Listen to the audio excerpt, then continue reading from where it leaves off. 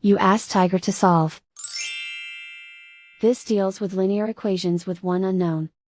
The final result is x equals 3. Let's solve it step by step. Simplify the expression. Expand the parentheses. Multiply the coefficients.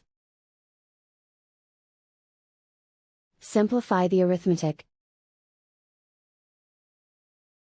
Group all constants on the right side of the equation. Subtract 16 from both sides.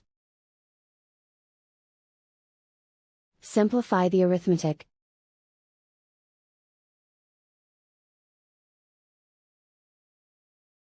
Isolate the x. Divide both sides by 8. Simplify the fraction.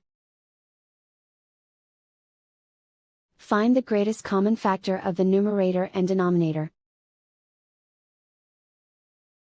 Factor out and cancel the greatest common factor. And so the final result is x equals 3.